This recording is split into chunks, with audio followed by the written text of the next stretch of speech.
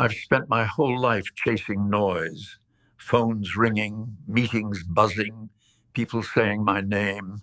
Now, at 88, this house is so quiet I can hear my own heart arguing with itself. I've lived here for 42 years. It's a good house. The roof doesn't leak. The lawn is exactly 2 inches high. Every picture frame is straight. But lately, the silence in these rooms is so heavy I can feel it pressing against my chest, like the walls are asking me a question I don't want to answer. You see, I spent 88 years building what I thought was a life. I worked 80-hour weeks so I could buy the best of everything. I won the titles, I secured the future. But now, at the end of that future, I've realized something that keeps me awake at night. I didn't actually build a life. I built a display. I built a museum to show people who I was. But I forgot to build a home for the people I loved. I paid for my success with the only currency that actually matters. I paid for it with my presence. And today, I want to tell you about the interest on that debt. Listen close. When I was 30, I thought I was being a hero.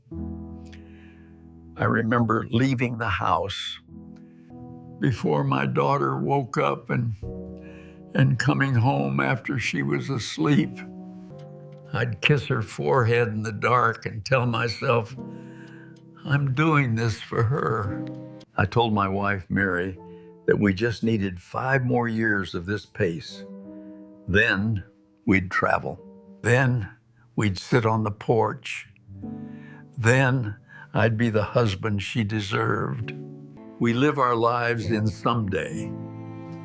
We treat the present moment like a waiting room for a life that hasn't started yet. We tell ourselves that stress is a temporary price for a permanent peace. But life isn't a destination. It's a vapor. It's the steam rising off your coffee. It's the way when your son is trying to show you a drawing you're too busy to see. It's your wife standing in the doorway, car keys in hand, hoping you'll say yes. I remember a Saturday in 1974. Mary wanted to drive out to the coast just to see the water. I had a report to finish. I told her, next weekend, Mary. I can't tell you what was in that report today. I don't even remember the company I wrote it for. But I remember the look of disappointment on her face as she walked out of the room. I didn't know then that next weekend is a ghost. It doesn't exist. All I had was that Saturday, and I traded it for a piece of paper that is now sitting in a landfill somewhere. The ocean is still there. Mary isn't. Then there is this body. When you're young, you treat your health like a bottomless well. You think you can skip sleep, eat the poison, and carry stress like a badge of honor. But the body is the most honest debt collector you will ever meet. It keeps a ledger of every time you ignored your soul's need for rest, every panic you swallowed. I ignored the tension in my shoulders. I ignored the way my heart raced at midnight. I called it ambition. I told myself I'd get healthy after the next promotion. Now I spend my mornings counting out pills just to keep the machine running. My legs don't take me to the places I promised Mary we'd go. My breath is short, and my energy is a flickering candle in a room that still expects a chandelier.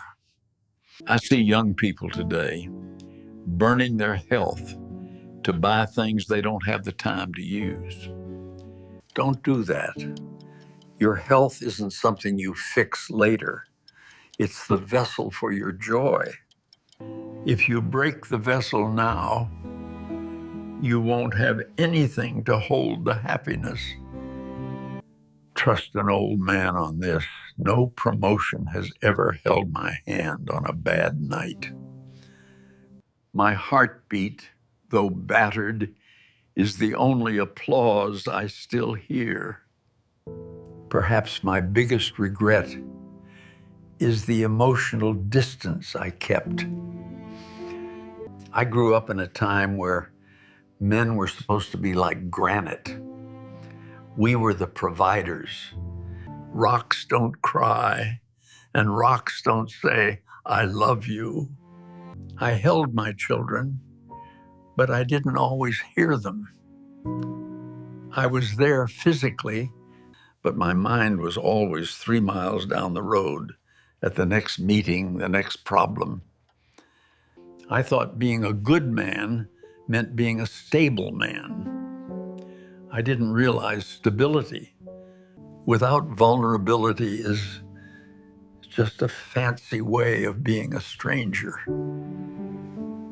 I have a drawer in my desk full of letters I started but never finished. Letters to my brother. After we stopped speaking over a stupid argument about money. Letters to my son, telling him how proud I was of the man he'd become. I was too proud to be the first one to reach out. I thought I was standing my ground, but I wasn't standing my ground. I was just standing alone. Forgiveness is not a gift you give to someone else. It's a weight you stop carrying yourself. I carried the weight of a dozen grudges for half a century, thinking they made me strong. They didn't make me strong. They just made me hard. And then, slowly, tired.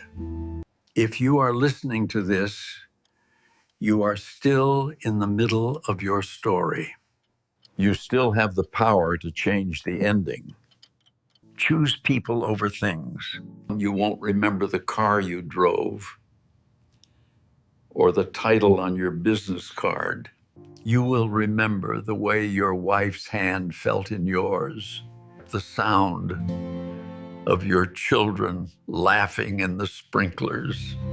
You will remember the peace of a sunset you actually stopped to watch.